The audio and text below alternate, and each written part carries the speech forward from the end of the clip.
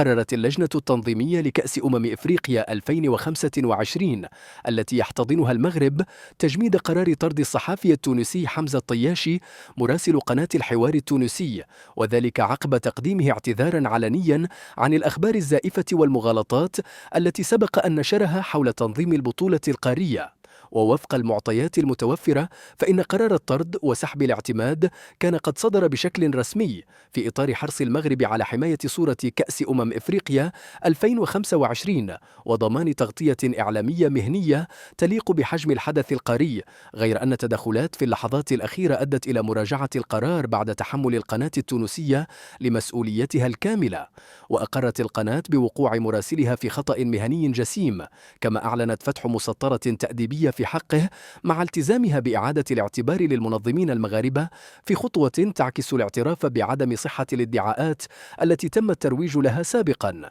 وفي هذا السياق أبان المغرب مرة أخرى عن حكمة في التدبير ورصانة مؤسساتية، حيث أظهر تفهما للإكراهات المهنية للقناة التونسية، خاصة صعوبة تعويض المراسل في هذا التوقيت، ما أسهم في تليين موقف اللجنة المنظمة، مع التشديد على أن الاعتذار العلني كان شرطا أساسيا لإنهاء هذا الملف. وبالفعل بثت قناة الحوار التونسي تقريرا خاصا ضمن برنامج ليالي الكان أشادت فيه بجودة تنظيم كأس إفريقيا 2025 بالمغرب وبالبنيات التحتية الرياضية المتطورة، مؤكدة جاهزية المملكة لإنجاح واحدة من أكبر التظاهرات الكروية في القارة الإفريقية. كما ظهر الصحفي المعني مباشرة على الهواء حيث قدم توضيحات حول ما وقع، قبل أن يختتم مداخلته باعتذار صريح للشعب المغربي وللجهات المنظمة، في تأكيد جديد على أن المغرب يفرض احترامه مهنيا ويكسب الرهان تنظيميا وإعلاميا في آن واحد.